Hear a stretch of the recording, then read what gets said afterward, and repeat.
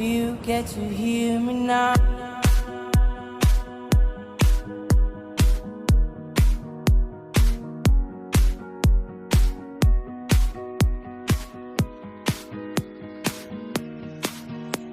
If you get to hear me now. Olá pessoal, tudo bom?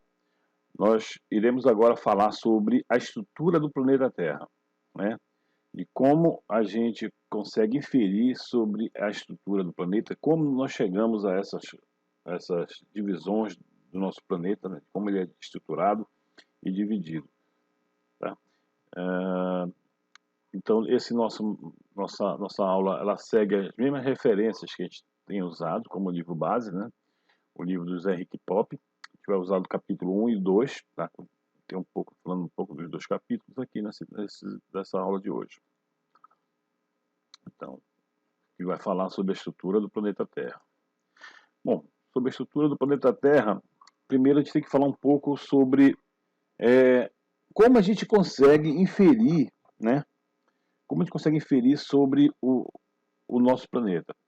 Primeiro é o seguinte, por observação direta, né? Ou seja, pegando a amostra das camadas, das rochas, a gente, no máximo, o homem já conseguiu extrair dados, informações, né, obter amostras de 12,2 quilômetros de profundidade. Né? Isso foi lá no super poço profundo, né, lá em Kola. Né? Kola é um lugar na Rússia, na península de Kola, na Rússia.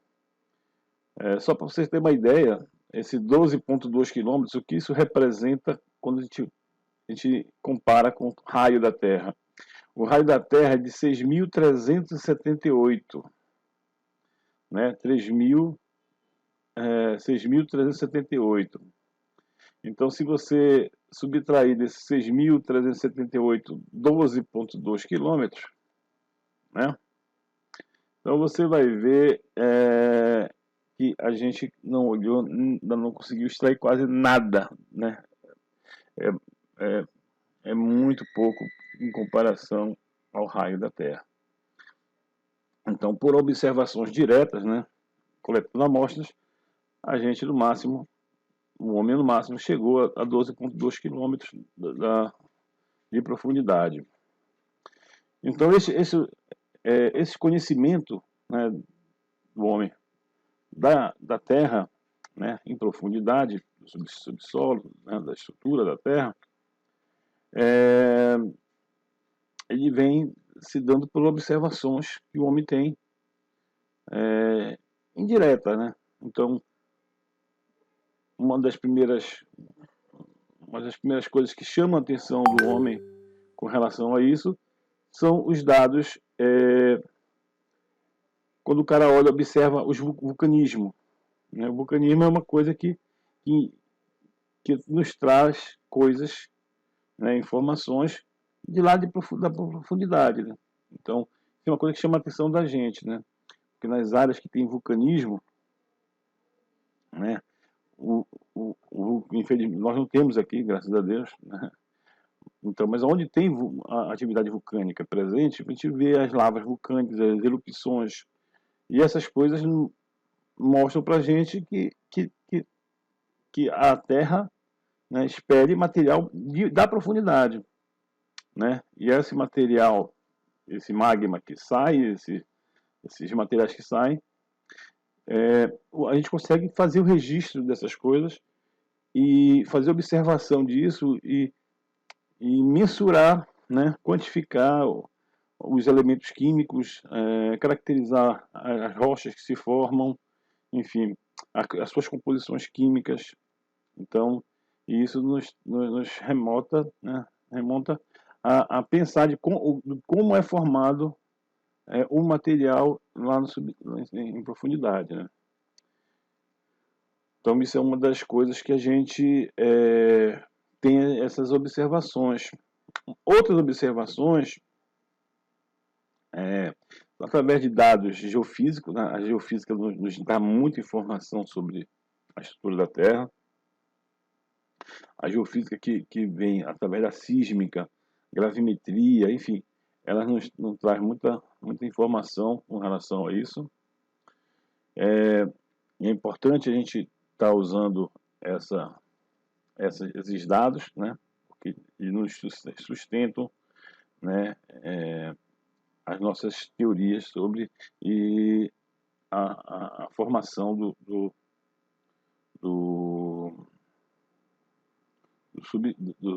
da estrutura da Terra, né? Enfim, além da geofísica, nós temos outro tipo de informação que a gente pode obter de forma indireta, observando os meteoritos, né? Os materiais de outros corpos, né?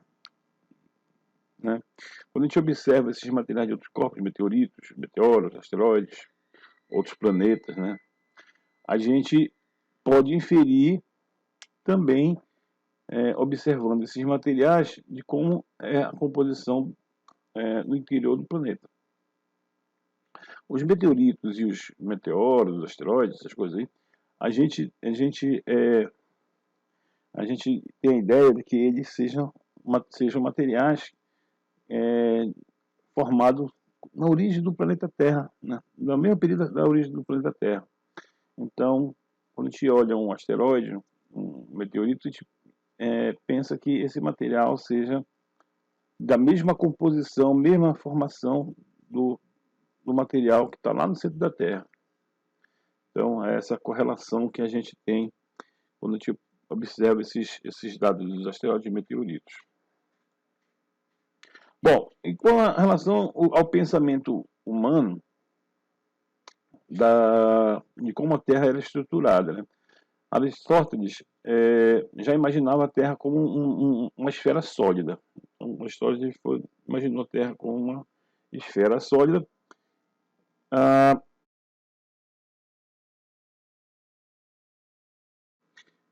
No século XII, né, Athanasius Kircher, ele já dizia que a Terra era um corpo com seu interior parcialmente fundido, com canais alimentadores dos vulcões.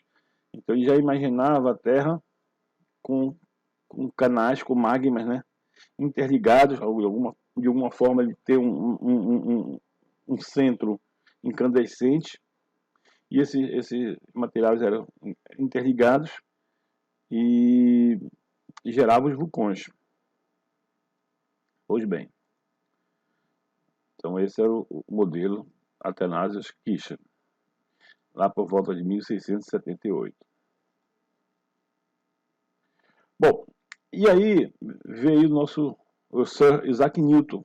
O Isaac Newton ele veio, quando ele fez a lei universal da gravidade, ele calculou a densidade média da Terra. Então, quando ele calculou a densidade média da Terra, ele achou um valor de 5,5 gramas por centímetro cúbico. Aí foi a grande questão, porque quando ele calculou a densidade de 5,5, ele pegou várias amostras da superfície, das rochas da superfície da Terra. Quando ele calculou essas amostras, ele verificou o seguinte, que as amostras da superfície da Terra, a densidade era bem mais baixa, quase a metade desse 5,5. Então, desta forma, ele infere que o material, a maior parte do material da Terra, né, no interior da Terra, seja de uma densidade bem maior do que as rochas existentes aqui na superfície do planeta. Então, esse foi o grande lance do Newton, né, de achar essa questão da gravidade, que dá para inferir sobre a questão dos minerais, das rochas, dos elementos químicos que compõem as rochas. Pois bem, a gente vai falar um pouco do fluxo térmico, né? Do fluxo térmico. Primeiro, a questão da temperatura do planeta, né? A temperatura do planeta, vamos falar primeiro da superfície do planeta. A temperatura da superfície do planeta, ela tem o seu controle principal, digamos assim, pelos raios do Sol, né? Pela fonte luminosa, né? Emanada do Sol. Então o Sol, através dos seus raios solares, ele, ao iluminar a Terra, né, transferência de calor, ele transfere calor para a superfície do planeta Terra. Esta fonte de calor proveniente do Sol, ela resulta, né, no controle dessa temperatura ambiente da superfície do planeta. Mas ela não vai muito profundo. Ela só atinge poucos centímetros de profundidade. Se você cavar um pouco, você vai ver que a temperatura já muda em relação à superfície. Então, a questão da temperatura desse calor proveniente do Sol, tá? Ele só atinge, né, a poucos centímetros de profundidade do solo da Terra. Pois bem, então existem outros motivos, né, que levam a gente a acreditar, né, que existem outras fontes de calor na Terra, né?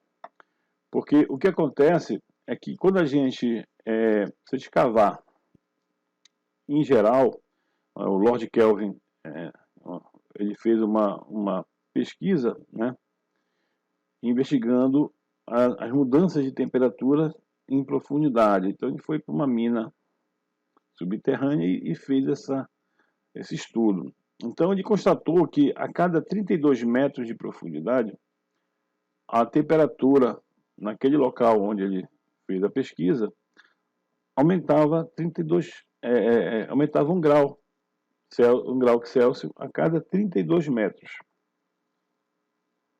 Essa temperatura de 1 grau a cada 32 metros, aumento de cada 1 grau a 32 metros, isso vai variar de localidade para localidade. Nós temos regiões que esse grau geotérmico, né, ele é maior, né, do que em outras regiões. Por exemplo, aqui no Brasil nós temos em Caldas Novas, Poços de Caldas, em Minas, Caldas Novas em Goiás. Nós temos aqui no Pará, na região de Monte Alegre, nós temos um aumento do grau geotérmico também. Enfim, são regiões que a temperatura do solo é maior do que nas outras regiões, né? Então, a gente acredita que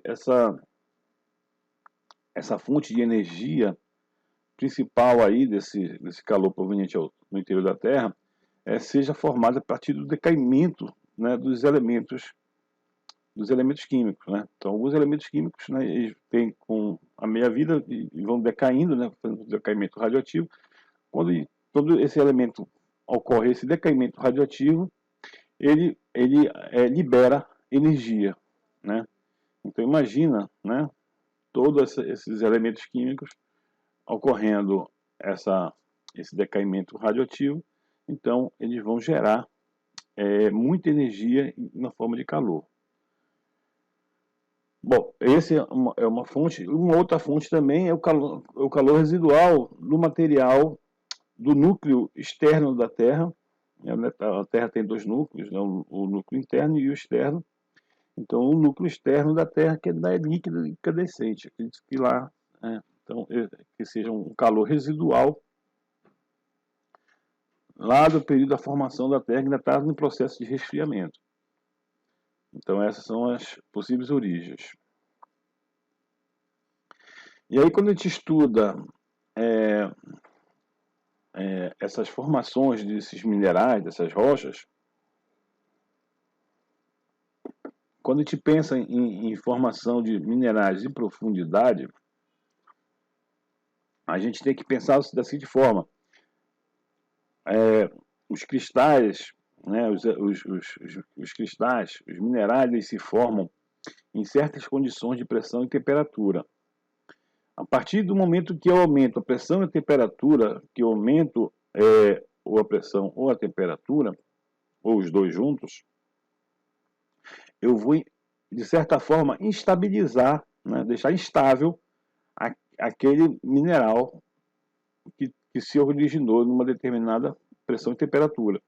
Então, quando eu altero essa posição dessa rocha ao longo da superfície do planeta e vou adentrando ela para o interior do planeta, então, se eu tenho uma rocha aqui que foi formada na superfície do planeta, e essa rocha, de certa forma, ela é empurrada para o interior do planeta, essa rocha ela vai sofrer processo de metamorfismo, né?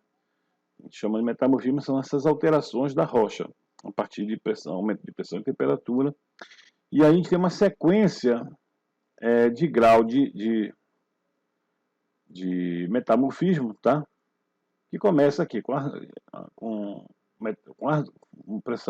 metamorfismo de baixo grau, formando as ardósias, depois vem os filitos, depois vem os xistos, depois vem os guinais, depois os migmatitos. Então, aqui nós temos algumas rochas que são formadas, né? Então, as rochas que a gente tem em profundidade, a gente fala que a rocha do xisto verde, né, rochas fáceis xisto verde, que é uma face, um grau de metamorfismo, em geral, são aquelas rochas que se formam em baixas temperaturas e pressões, normalmente associada ao intemperismo regional. Intemperismo regional são aquelas forças de pressão e temperatura causadas a nível regional, por esforços no tectonismo regional. Então, essas são as principais, o xisto verde. Agora, quando a gente tem rochas com maior pressão e temperatura, nós temos o eclogito e o granulito, né? Então, são rochas com alta densidade. Olha, a densidade aqui já passa para 3.4, 3.5. Lembra que a gente falou que a densidade, né, calculada pelo Isaac Newton foi de 5.5, né? E que a média é 2.7, pois é. Agora, quando a gente tem o eclogito, a gente tem uma densidade de 3.4, 3.5, que ainda é muito abaixo dos 5.5, né? Então, para explicar essa densidade do planeta, né, a gente precisa ter materiais com densidade bem maior do que essa aqui registrada. Então, quando a gente pega a densidade dessas rochas de alta pressão e temperatura, com eclogitos, né, a gente já imagina que tem que ser uma coisa bem mais densa, com material bem mais denso do que essa forma aqui, que forma as rochas dos eclogitos. Pois bem, uma pesquisadora brasileira, Renata Wentzkowicz, né, ela elucidou, né, a estrutura atômica do perovskita, que é um mineral formado em altas pressões e temperaturas e acredita que seja o mineral mais abundante no manto inferior, tá? Então, esse mineralzinho aqui dessa estruturazinha aqui, que então é um quadradinho, mas ele tem uma estrutura tipo uma bipirâmide tetraedro, né? Tetraedro bipiramidal. Então, e formado por titânio, né? Oxigênio, titânio e cálcio. E magnésio na estrutura, esses amarelinhos são magnésio também. Enfim, essa seria a perovskita, né? Então, como eu falei para vocês, o fluxo radiante, né, a energia que emana do Sol, ela aquece a superfície do planeta em poucos centímetros, mas que nós temos realmente outras fontes de energias internas da Terra que ocasionam esse fluxo geotérmico e modifica esse grau geotérmico. Bom, mas no interior da Terra, tá? No interior da Terra era como se, né, nós tivéssemos uma panela aquecida, né, com água e tal, gerando aquelas correntes de convecções, né? O mais quente sobe, depois o mais desce, né? O mais menor temperatura desce, e gerando essas correntes de convecções que não cessam, né? Sempre o mais quente vai subir. Então é a mesma coisa que ocorre aqui no planeta Terra. Então a gente tem regiões de corrente de convecções, né? Que ocasiona nas camadas situadas no topo né, da superfície do planeta, essas placas elas vão cimentar, elas vão se movimentar a partir dessas correntes de convecções, ocasionando essas movimentações das placas tectônicas. Bom, aí vem Charles Darwin, no século XIX, escreveu sobre a existência de uma fina camada superficial na Terra e abaixo da qual estariam os materiais expelidos pelos vulcões. No início do século XX, considerava-se que a existência de uma zona sólida, a barisfera, no centro da Terra, acima dela uma zona fundida, a pirosfera, e na superfície do planeta uma crosta sólida. Então a Terra se divide em três zonas. Bom, mas um fator importante no estudo geológico é a questão do tempo. Então o tempo é um fator preponderante para a gente quando está estudando geologia, porque o tempo, a nossa escala de tempo, ela é uma escala de tempo, o homem vive, assim, em média, 60, 70 anos, né? Vamos jogar aí, o homem vive aí, então, vamos botar 100 anos aí. Então, nosso tempo de vida, de registro, é de 100 anos de uma pessoa, né? Mas tem processos geológicos que são, nitidamente, são mínimos. Então tem processo que tem uma placa tectônica que se move a 1 micrômetro por ano, 1 centímetro por ano. Então são processos lentos, né? Raramente ocorre um processo que ocorre rápido, né? Catastrófico, né? Como um vulcão em erupção, uma falha geológica que se rompe e dá um grande movimento. Né? Esses fenômenos catastróficos, eles são raros na Terra. Né? Hoje são raros, não são muito frequentes, graças a Deus. Mas existem também. Né? A gente já explicou isso nas aulas passadas. Então a taxa de tempo nos processos geológicos quase sempre são mais lentas que as taxas na nossa percepção. Então lembra quando a gente falou lá do movimento da Terra, que eu disse, pode ser que existam movimentos que a gente ainda não percebeu, não se deu conta porque eles são muito lentos. Então a gente ainda não conseguiu detectar esse movimento. Porque pode ser 1 micrômetro a cada 200 mil anos. A gente não tem como mensurar esse movimento, porque é muito, muito pequeno. Bom, quando a gente fala no tempo geológico,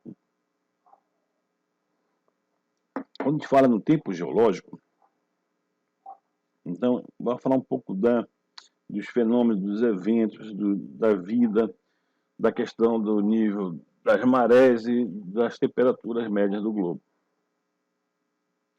Bom, nós temos lá né, o Cambriano, onde apareceu a formação, é o pré-cambriano, né? Mas aqui a gente vai começar do Cambriano, onde aparece a diversificação da vida marinha no planeta. Isso há 540 milhões de anos atrás. E aí depois vem o Ordoviciano, o aparecimento dos peixes. Aí vem o Siluriano, o aparecimento das plantas na Terra. O Devoniano, o aparecimento dos vertebrados terrestres. No Carbonífero, aparecimento dos répteis. No Carbonífero também é um período geológico né, muito importante, porque é o período que a Terra tinha muito verde, muitos vegetais. Então é um período bastante... a Terra é bastante verde nesse período aqui, tem muito material, fósseis, enfim. E aqui que esses fósseis no Carbonífero deram origem a muitas das nossas reservas de petróleo do mundo. Então, a maioria das reservas de petróleo do mundo são originadas de rochas originadas nesse período aqui. E aí vem o Permiano, tá? E logo no final do Permiano para o Triássico, nós tivemos uma extinção permiana. A extinção permiana, pessoal, ela é dita como a grande morte, né? Porque nessa extinção do Permiano, para vocês terem uma ideia, ela resultou no desaparecimento de 95% das espécies marinhas do planeta, 70% das espécies terrestres, e esses dados mostram que 57% das famílias e 85% dos gêneros foram exterminados nessa extinção do Permiano, tá? E também ele foi o único evento, né, que exterminou os insetos conhecidos na época. Então, ainda teve esse detalhezinho aqui do Permiano. E aí a gente vem aqui entrando no Triássico, né? Vem no Triássico, então, o aparecimento dos mamíferos, e no Jurássico, o aparecimento das aves. Lembra que aqui no Jurássico tem também os dinossauros, né? Já apareciam os dinossauros. E aí vem o Cretáceo, diversificação dos gimnospermicas. Aí depois vem no Paleogênico, né, a diversificação do mamífero, os mamíferos dominaram. E só que aqui no Cretáceo, o Paleogênico, nós temos uma outra grande extinção, a extinção do Cretáceo para o Paleogênico. Esta que ocorreu há 65 milhões de anos atrás, que a gente atribui a essa extinção ao choque de um grande meteorito, né, de mais de 20 de diâmetro, que atingiu a bacia de Yucatán, no México, que ocasionou a extinção, né, de muitos animais na superfície do planeta, tá? Então, né, essa extinção foi a que dizimou a maioria dos dinossauros e dos répteis gigantes que existiam na superfície do planeta. Então, essas duas grandes extinções, a Permiana e a do Cretáceo. 250 milhões e 65 milhões de anos. Aí, como eu falei para vocês, no Paleogênico veio lá a diversificação dos mamíferos. E já no Neogênico, né, a gente tem há 1,65 milhões de anos, vem o aparecimento dos hominídeos, dos homens, né? Então aqui, ó, a gente tem onde foram extintos alguns dos minerais mais abundantes na superfície do planeta. Então, essas conchas clameclames indissolúveis, que a gente chama, ela foi extinta aqui no final do Ordoviciano e tal. Nós temos aqui a trilobita, que ela foi dizimada aqui na grande extinção da Permiano. Aqui nós temos essa outra concha. Eu não sei se essa concha é clameclames indissolúveis, na verdade, mas é parecida com ela. Nós temos essa outra concha aqui, e nós temos os dinossauros no final do Cretáceo, da grande extinção do Cretáceo. Nós temos os grandes eventos vulcânicos relacionados a alguns períodos geológicos, e nós tivemos 6 grandes choques com impacto meteorítico que a gente conhece, mapeado. Tem um na Suécia, um em Quebec, outro no Canadá, outro em Quebec, outro na Austrália, e esse da bacia de Yucatán, que é o que a gente mais conhece, no México. Quando a gente pega a questão do nível do mar, né, então a gente vê que nós temos o nível do mar baixo, tá? Mas quando a gente volta no passado, a gente vê que o nível do mar subiu, desceu, subiu, ó, esteve muito alto aqui, ó, né? Normalmente desceu, depois subiu, desceu, subiu, subiu, desceu, enfim.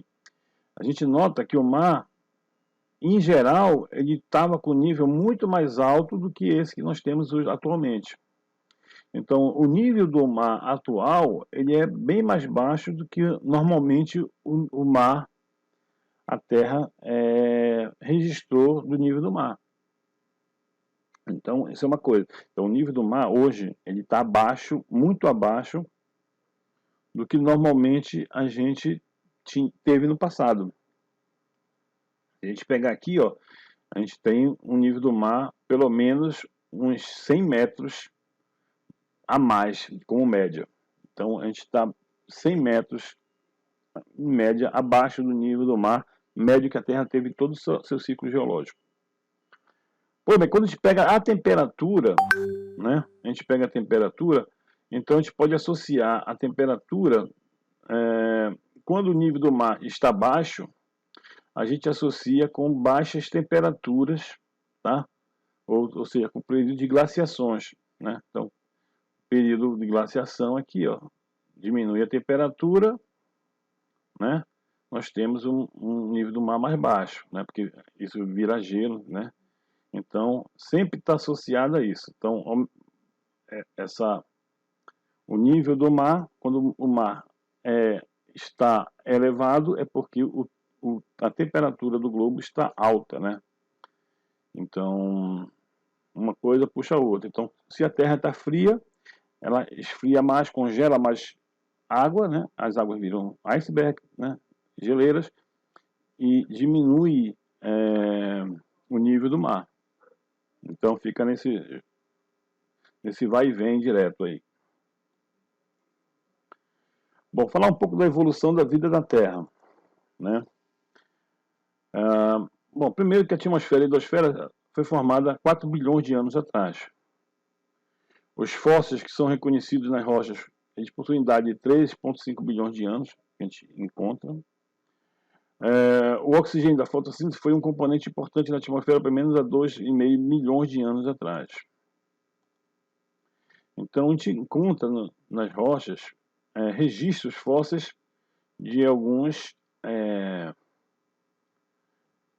animaizinhos, né, bichos, né, seres, né, plantas, enfim, que são encontrados nos fósseis. Aqui é a trilobita, a famosa trilobita.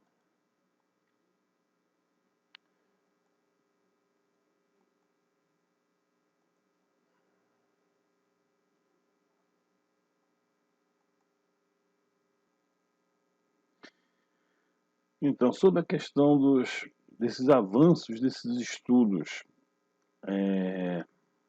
sobre a estrutura da Terra, aí entrou a parte da geofísica, principalmente os estudos da sísmica.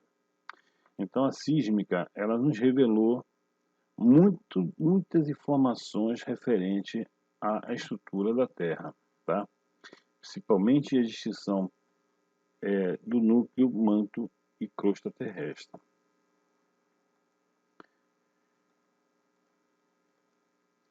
Então, isso fez mudar todo nosso pensamento de como a Terra é formada, né?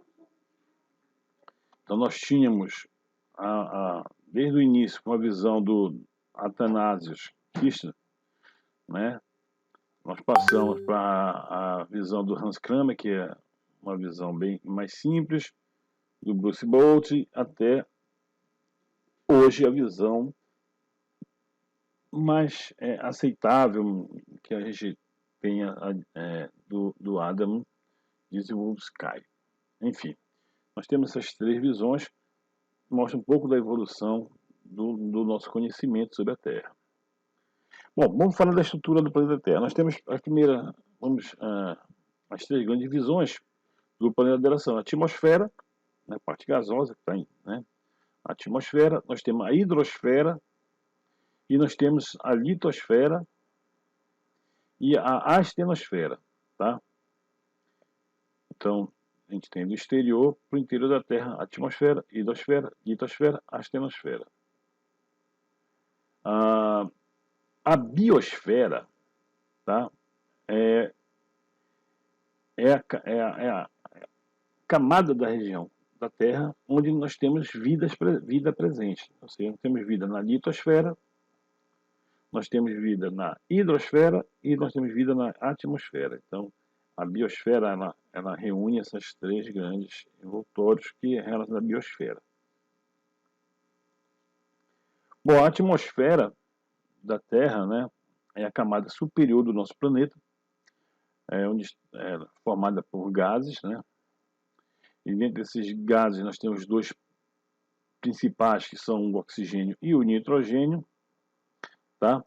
Nós temos também a presença de outros elementos, como o dióxido de carbono, nós temos a vapor d'água, tá? Como seus principais componentes, tá? Enfim, a sua composição normalmente ela é homogênea, tá? Nós temos uma composição bem homogênea nessas camadas da atmosfera. Cada camada tem uma composição um pouco distinta. E a atmosfera, ela tem subdivisões, que a gente vai tratar mais lá na frente, né? São elas a troposfera, a estratosfera, a mesosfera, a termosfera e a exosfera. Essas camadas da atmosfera, elas são imprescindíveis para a existência da humanidade, dos seres vivos no planeta. Já a hidrosfera, né, que é a camada da Terra formada por água, né, camada da Terra formada por água. Então, a hidrosfera, né, ela abrange os oceanos, as águas dos oceanos, as águas das geleiras, né, das neves, enfim, tudo que tem de líquido no planeta, né? Então, nos rios, nos lagos, nos aquíferos subterrâneos e, como eu falei, nas geleiras. Então, essa é a hidrosfera. Com relação à atmosfera, né, a gente falou sobre a questão das divisões das camadas, né? Então, nós temos até 12 quilômetros de altitude, nós temos a troposfera, tá? Então, é essa onde estão localizados, né, onde os voos comerciais, os aviões, enfim, as chuvas, né, tá tudo aqui nessa faixa bem estreitinha, bem fina, né, e onde nós temos a maioria do oxigênio presente nessa camada da troposfera. E aí de 12 a 50 quilômetros de altitude, nós temos a estratosfera. Aí nela onde voam os aviões supersônicos, né, as estrelas cadentes, né, e também é na estratosfera, tá? É na estratosfera que nós temos a camada de ozônio. Então, uma coisa interessante que quando você olha aqui na faixa aqui da temperatura, você vê que a temperatura aqui em torno de 15, 20 graus, e aí quando chega com 12 quilômetros de altitude, a temperatura nessa região da atmosfera é em torno de menos 60 graus. E aí, uma parte da estratosfera, que é formada pela camada da presença de ozônio, né, ela faz com que ela receba, ela absorva boa parte da energia proveniente do Sol, né, que é essa camada de ozônio, e essa camada de ozônio, como ela recebe, ela acumula essa energia, né, proveniente do Sol, ela deixa as temperaturas dessas camadas aqui bem mais altas do que por isso que ela não segue uma sequência, né, de temperatura, ela vai decaindo, mas chega aqui, ela aumenta aqui. Então aqui é uma camada de temperatura elevada, né? Então na camada de ozônio nós temos uma temperatura aí elevada. Quando a gente fala na camada de ozônio, temperatura da camada de ozônio, deixa eu ver aqui.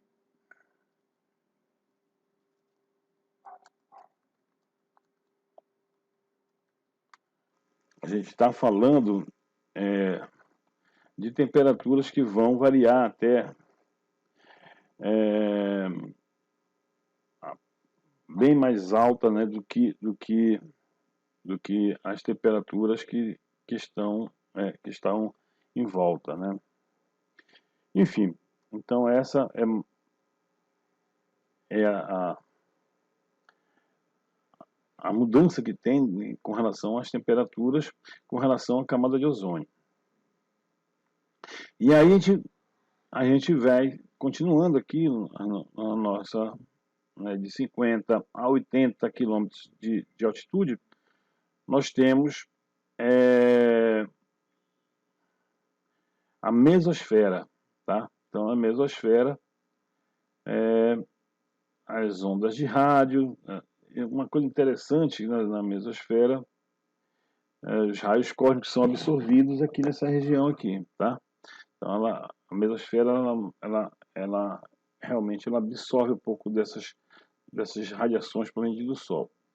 E aí depois de 80 a 500 quilômetros de altitude, é onde estão os satélites, onde as naves espaciais orbitam, onde ocorre também as auroras boreais, que é justamente um fenômeno que ocorre desses raios cósmicos interagindo com esses gases, né, fazem uma luminescência desses materiais, né, e nós temos na exosfera, onde ficam orbitando, né, os satélites mais altos da superfície, né, os satélites geoestacionários, né. Aqui são os satélites que ficam orbitando em volta da Terra, e na exosfera são os satélites geoestacionários, que eles ficam paradinhos lá. Bom, e a camada da Terra é dividida, né? Vamos falar das divisões da camada. Primeiro vamos falar da litosfera, ou da crosta terrestre, né? Então a litosfera, ou crosta terrestre, né, é a camada mais externa da Terra, né? Sólida, né? Então ela é uma camada fina, normalmente fina, né? Ela possui profundidade de 5 a 100 quilômetros, né? E essa camada corresponde a 2,4% do raio da Terra, né? Então, ou seja, 2,4 é bem fina realmente, uma camadinha bem fina da Terra. E aí, quando a gente fala na litosfera, a gente tem que falar do princípio da isostasia, tá? Que fala sobre a questão da densidade dos corpos, né, que flutuam em materiais mais densos, né? Então, e aí a gente está falando da crosta continental, a crosta continental, ou seja, as rochas que compõem os continentes, e essas rochas que compõem os continentes, ela tem, em geral, uma profundidade de 30 a 100 quilômetros, tá? E nós temos a crosta oceânica, que tem uma profundidade bem mais fina, né? De 7,5 a 10 quilômetros. Bom, a crosta continental, normalmente ela é mais antiga que a crosta oceânica, tá? A crosta oceânica, e a crosta continental, ela é menos densa. A crosta oceânica, normalmente ela é formada nas cadeias mesoceânicas, né? Nas rupturas no fundo dos oceanos, e esse fundo do oceano vai se afastando e vai expelindo material, normalmente basalto, né? E são materiais densos, né? E então por isso a crosta oceânica, como ela é formada por basalto, ela é mais densa que as rochas formadas na crosta continental, que normalmente são rochas menos densas, que são formadas por outros elementos menos densos. Uma outra questão que a gente vai falar disso é a questão da profundidade, né? Então, se você tem a profundidade das camadas da crosta continental, então ela flutua em cima do manto. Beleza. Então, a gente tem a questão da raiz, né, da crosta. Então, normalmente uma crosta com montanhas e tal, ela vai ter um arraizamento maior. E a gente vai falar aqui um pouco disso aqui na frente. Então, com relação às propriedades químicas, né, das camadas aqui, né, do planeta Terra, nós temos essas três grandes divisões. Nós temos a crosta, que é essa camada exterior, como eu já falei, constituída de um material rochoso muito heterogêneo, né, muito diversificado, que é rica em silício, né, e alumínio e magnésio. Então, a crosta é formada principalmente por silício, alumínio e magnésio. Entre a crosta e o manto existe uma descontinuidade chamada de Mohorovic. A gente vai falar depois sobre ela. É a descontinuidade que separa a crosta do manto. Já o manto é a camada abaixo da crosta e ela é constituída por material rochoso a altas temperaturas e pressões. A gente fala que essa composição do manto ela é rica em ferro e magnésio. Lembra que aquela densidade 5,5, então ela tem que estar sustentada aqui pelo ferro, pelo magnésio, em materiais mais densos. E aí você tem, entre o manto e o núcleo, nós temos a descontinuidade de Gutenberg. Então, a descontinuidade de Mohorovic, crosta e manto, a descontinuidade de Gutenberg, manto e núcleo. Tá? O núcleo ele é dividido em duas camadas, depois a gente vai falar sobre isso, uma camada externa líquida e uma camada interna sólida. E essa descontinuidade de Gutenberg é entre o manto inferior e o núcleo. E nós temos uma composição do núcleo formada basicamente por ligas de ferro e níquel. Para sustentar justamente aquela densidade 5,5, nós temos a presença do níquel, que é altamente denso. Já com relação às propriedades físicas da estrutura da Terra, né, essencialmente com relação à rigidez dos materiais e à fluidez desses materiais que constituem as rochas, a gente tem as seguintes camadas concêntricas. Nós temos a litosfera, tá? A litosfera, que são essas camadas mais rígidas, né, da crosta terrestre, né, e parte do manto superior. Aí nós temos a astenosfera, que é uma camada muito plástica. Quando a gente fala plástica, a gente fala muito maleável, tá? A litosfera é como se fosse um magma, né? Então ela é bem uma massa, né? Então ela consegue ser bem maleável, né? Esse material parcialmente fundido, né? Com possibilidade de deformação plástica, localizada abaixo das camadas rochosas da litosfera. Aí nós temos a mesosfera, que é a camada rígida, abrangente parte do manto superior e manto inferior, constituído por materiais rochosos no estado sólido. E aí nós temos a endosfera, camadas mais profundas, sendo fluida a cerca de 5.150 km depois rígida. Então, o núcleo, nós temos um núcleo externo até 5.150, ele líquido. Até a profundidade de 5.150 é líquido. E depois ele segue rígido. O centro o núcleo interno ele é rígido. Então nós temos essa estrutura aqui. Nós temos a crosta continental, nós temos a crosta oceânica, formada nos oceanos. Nós temos o manto superior, nós temos essa zona de transição, que chama de astenosfera, né? Essa parte da astenosfera aqui. Manto inferior, núcleo externo, a zona de transição, o núcleo interno. Como eu falei para vocês, o núcleo externo ele é líquido e nós temos o núcleo interno sólido. Nós temos a astenosfera, que é essa camada maleável. Quando a gente olha para a Terra aqui, nós estamos olhando um perfil aqui, cortando aqui vamos pegar aqui a costa da América do Sul, né, aqui no Chile, né, uma visão aqui do Chile, Equador, enfim.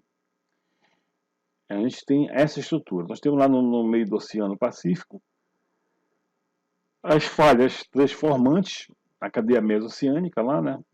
E nessas falhas transformantes, essas falhas centrais aqui, elas são alimentadas, né, por magmas que vêm da astenosfera. Esse magma sobe e lembra que a gente falou da questão das zonas de convecção, faz que essas zonas de convecções faz com que essa placa se mova para a direita e essa outra placa se mova para a esquerda. Essa placa da crosta oceânica, como a gente falou já, são placas rígidas, densas. Quando ela se choca com a placa sul-americana, aqui a placa sul-americana, a placa oceânica, como ela é mais densa, ela vai subductar, né? Vai ocorrer subdução, né? Ela vai ser empurrada para baixo da crosta continental, né? Nessa região onde ocorre essa subducção da crosta oceânica na crosta continental, nós temos a presença das fossas oceânicas, essa linha aqui onde a placa está mergulhando na outra placa. Pois bem, nós temos as falhas transformantes. Que são as falhas transformantes? São essas laterais aqui, ó, onde ocorrem movimentos laterais, né? Então a gente vê que essa continuidade aqui, ela vem para cá, ó. Se a gente for ver, ocorreu aqui uma movimentação destral, ou seja, no sentido horário, ó. Essa aqui veio para cá, essa aqui veio para cá, então o movimento foi esse aqui, chamado destral. Depois a gente vai explicar direitinho isso aí. Pois bem, então, e no centro nós temos a cadeia mesoceânica, né? Essas bordas divergentes aqui, que uma afasta com relação à outra, e forma novo assoalho oceânico, né? Normalmente esse novo assoalho oceânico é formado por uma cadeia de rochas elevadas, né? Então, montanhas que vão se afastando. Lembra porque o magma está sendo expelido aqui no centro e, ao mesmo tempo, essas rochas estão se afastando desse centro.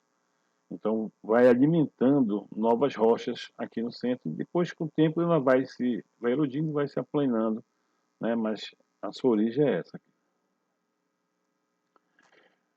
Ao mesmo tempo, a placa continental, né? Enquanto a oceânica está caminhando em direção à placa continental, a placa da crosta continental também é empurrada em direção à crosta oceânica, ajudando a esse processo de subdução.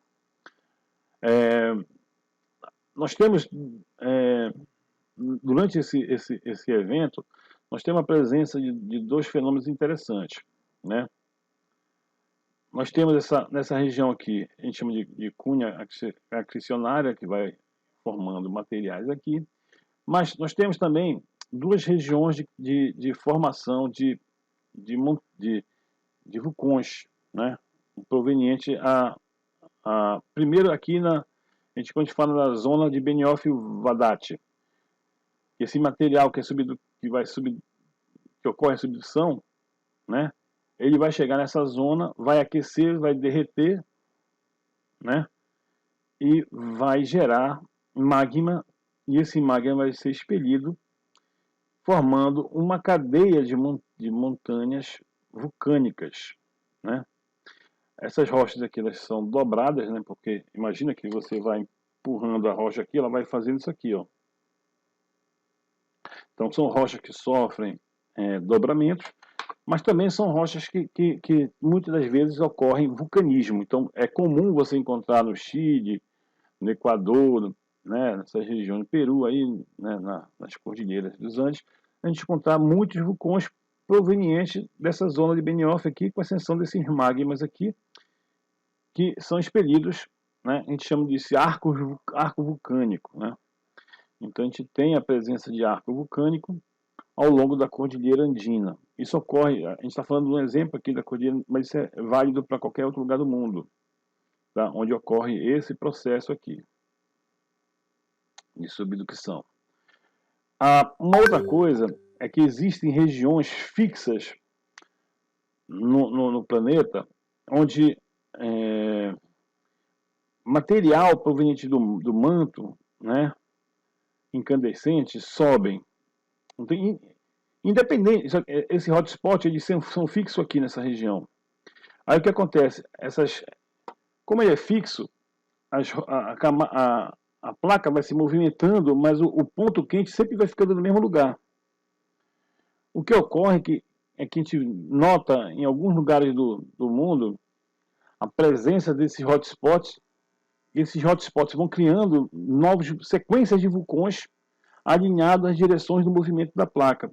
Quando a gente pega aqui no Google, deixa eu pegar aqui o Google para mostrar para vocês aqui. Quando a gente pega aqui no Google, vou mostrar aqui. Vamos lá aqui pro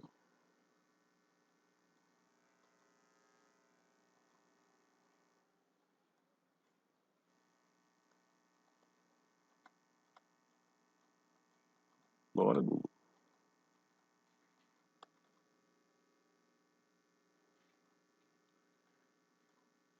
Então aqui, ó, bora pegar aqui no Pacífico aqui.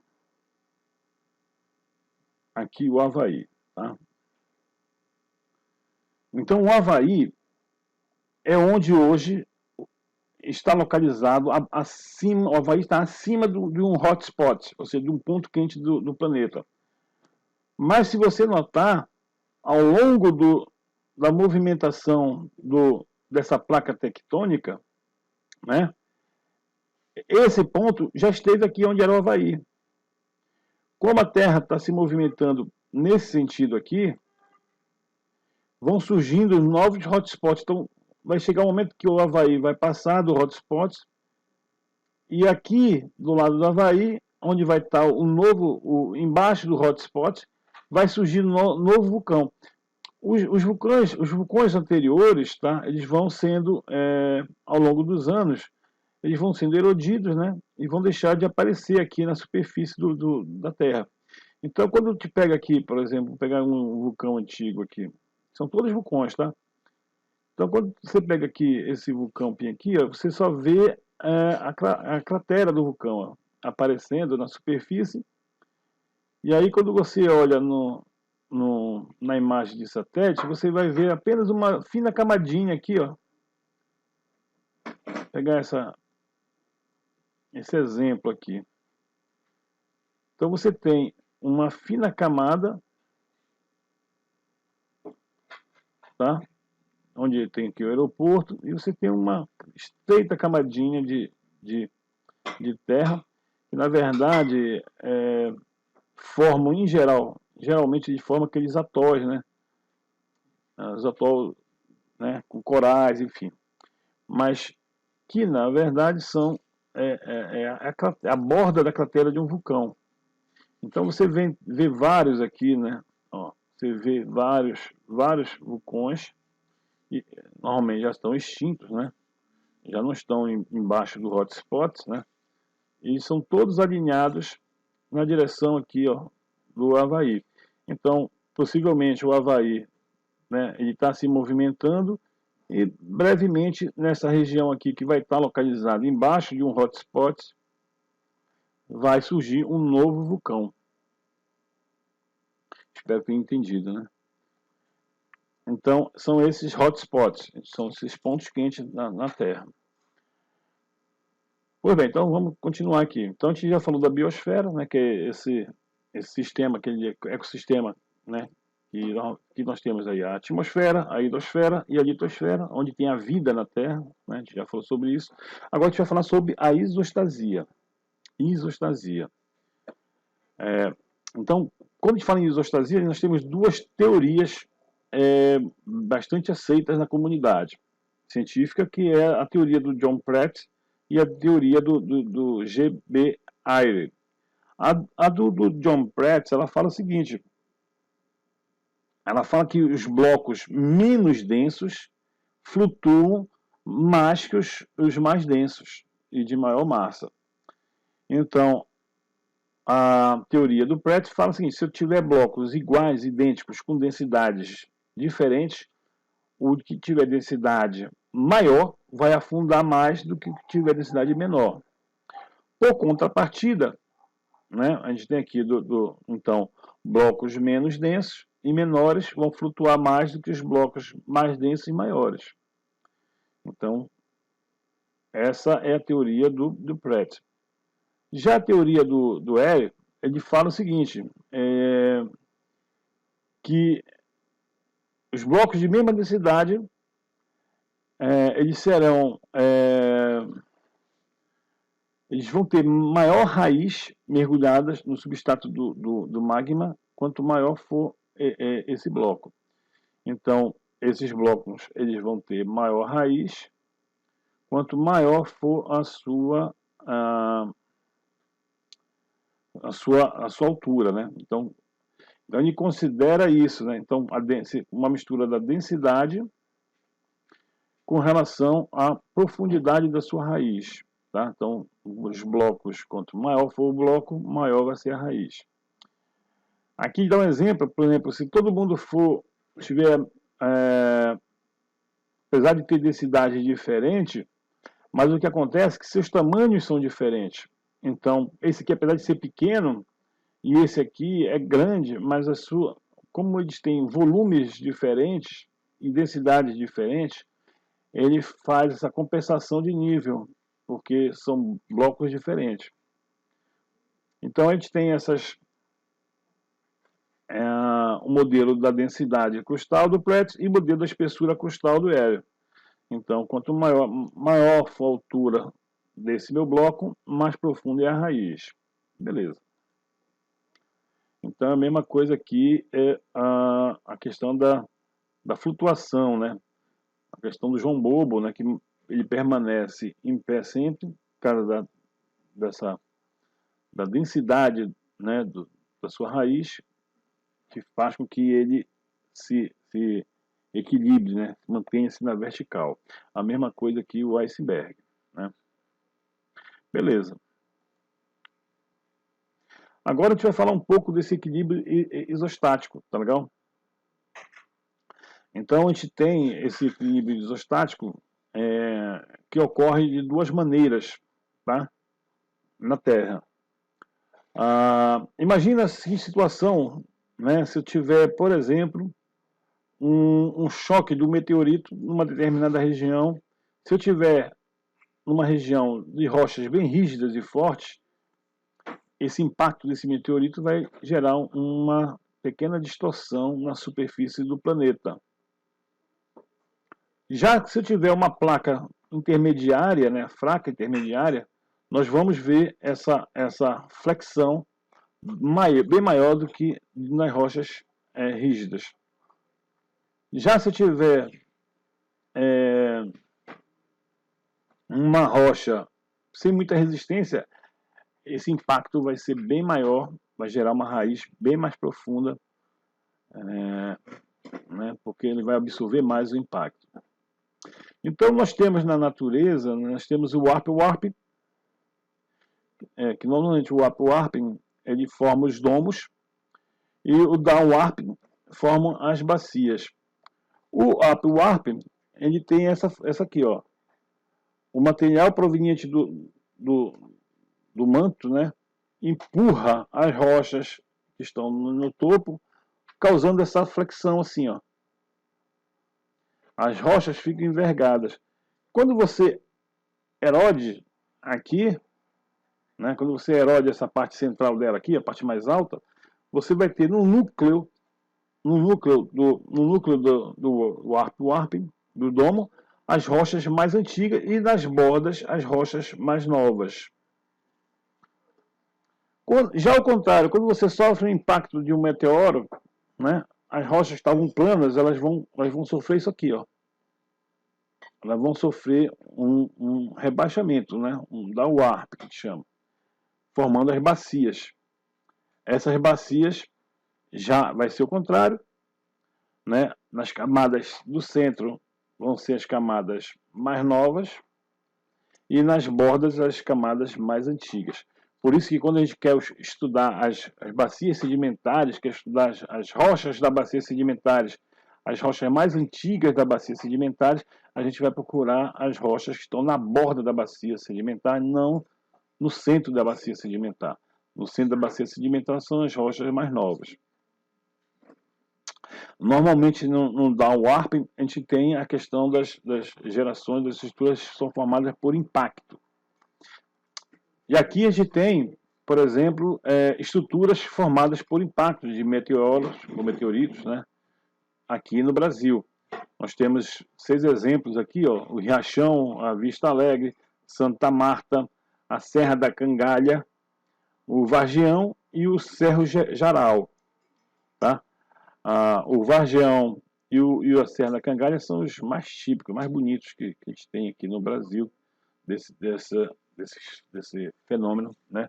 Que são as estruturas resultadas por impacto de asteroides, né, meteoros na Terra, né, presente no Brasil. Já com relação às estruturas originadas gerando domos, né, ou seja, por pressão interna, por origem endógena, né, por origem ocasionadas por pressão endógena, nós temos alguns exemplos aqui. Lembrando que nessas regiões onde ocorre esses domos, tá? O magma que estava em profundidade, ele vai se aproximar da superfície do planeta. Então, quando esse magma se aproxima da superfície do planeta, nós temos um aumento do gradiente, do grau geotérmico, do gradiente geotérmico, desse fluxo geotérmico mais presente na superfície. Então, é nessas regiões como Caldas Novas, Poço de Caldas, Araxá, que a gente tem a presença de um grau geotérmico maior, temperaturas são maiores. Então, em Caldas Novas você tem rios quentes, né, em Poço de Caldas e tal. Aqui do Pará nós temos o domo de Monte Alegre. Lá também nós temos a temperatura do grau geotérmico maior. Né? Isso fica perto da cidade de Monte Alegre, essa estrutura. Bom, então, com relação à isostasia, a gente, quando a gente fala da isostasia, a gente fala dessa presença aqui das grandes geleiras, da água, do gelo e tal. Né? Então, quando ocorre uma grande geleira, o que vai acontecer? Essa quantidade de gelo, né, presente em cima das rochas da crosta faz com que a crosta, esse peso todo, cause uma inflexão aqui da Terra, ela vai sofrer da warp. Assim que no momento que a geleira derreter, essa camada ela tende a voltar à posição inicial. Tá? Esse é um processo da isostasia, ela vai causar isso nas rochas. Então a gente vai ver um videozinho mostrando isso aí. E a gente também tem a questão das diferenças de densidades entre as rochas da crosta continental, que predominante silício e alumínio, e as rochas do manto, silício e magnésio. Normalmente a camada de silício e magnésio se aprofunda nas camadas do Cial, da crosta oceânica. A rocha da crosta oceânica ela se aprofunda na crosta continental, por ser mais densa. E aí segue a lei de Arquimedes, que calcula a questão de quanto do corpo afunda, né? O quanto esse corpo sofre de impulso ou de empuxo, né? E a gente calcula o volume imerso através da densidade vezes o volume e a densidade do líquido, dividido pela densidade do líquido. Então, a lei do Arquimedes, mas isso a gente não vai falar aqui, a gente não vai fazer essas contas aqui. Então, na isostasia, quando a gente fala do ajustamento isostático, que eu estava falando para vocês, da reemergência ou rebound, né? Então, você tem uma montanha, você tem a raiz dessa montanha atingindo aqui o núcleo, o manto. Então, quando você erode essa boa parte dessa montanha, você está eliminando o peso dela, fazendo com que esse processo de isostasia, o manto empurre novamente essas rochas para cima, né? Aumentando, elevando essa montanha, né? Então você eliminou, erodiu, ao mesmo tempo que está erodindo, o manto está empurrando essas rochas para cima. Então, até ela perder essa raiz, ó. Então você eliminou boa parte da montanha com o tempo geológico, né? E eliminou também essa raiz dessa montanha e o manto sobe.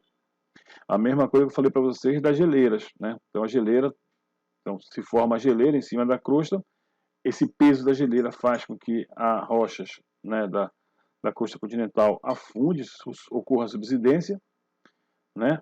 E ao final dessa subsidência, quando a geleira é derretida, durante um evento geológico qualquer, com a saída do gelo, a camadas da crosta continental é soerguida novamente para a posição próxima do original.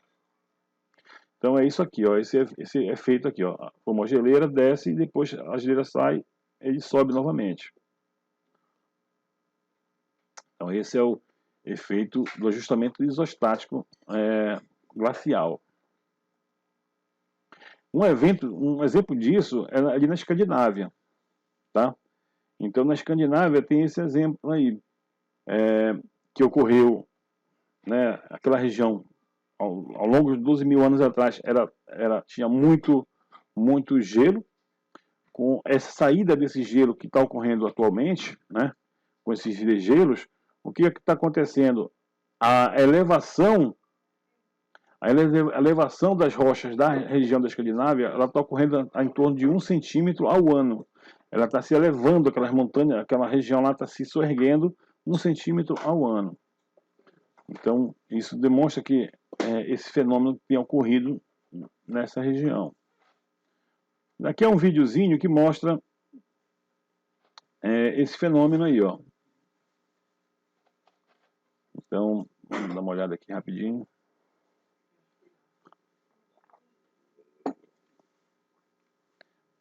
Esse é nessa região da Escandinávia, né? Então, o que você vai ver aqui nesse vídeo? Então, ele vai mostrar aqui que o nível do mar muda ao longo dos anos. Então, tem a parte da terra, tem o oceano. Então, você tem num determinado período, com o nível do mar baixo, né? Você tem as gigantes geleiras, 30 mil anos atrás, aí formou o primeiro nível de erosão nessa época aqui. Aí, durante a primeira geleira glacial, né? Formou a primeira geleira, então formou as neves, o nível do mar desceu, formou uma grande erosão aqui embaixo, ó. Novos sedimentos foram formados aqui. Com esse peso dessa geleira, isso desceu, formou um novo nível de erosão. Com a saída da geleira, essa terra subiu novamente, né? E soergueu novamente aqui com o final da geleira aqui. Então você tem aí os níveis de erosão registrados nas encostas da Escandinávia, mostrando e as sedimentações, né? Então tu tem a sedimentação, tem esses níveis e mostrando isso aí, e ocorreu esses degelos dos polos, né? Então mais ou menos essa é a estrutura. Então a partir disso aí, a partir da isostasia, tá? A gente pode simular que, por exemplo, se a gente quisesse fazer uma montanha hoje artificial do tamanho de Himalaia, né? Se a gente quisesse fazer uma montanha do tamanho de Himalaia, a gente não ia ter rochas para construir a tal pressão. Então a gente não ia ter a rocha que aguentaria tal pressão. Porque lembra que quanto maior for a altura da montanha, maior vai ser a profundidade da raiz. E a partir da isostasia que Wegener ele propôs, né, a sua teoria da deriva continental, que a gente vai ver nos próximos capítulos aqui da nossa aula. Então, a gente para por aqui para essa aula de hoje e a gente continua na próxima aula sobre a continuidade da estrutura da Terra.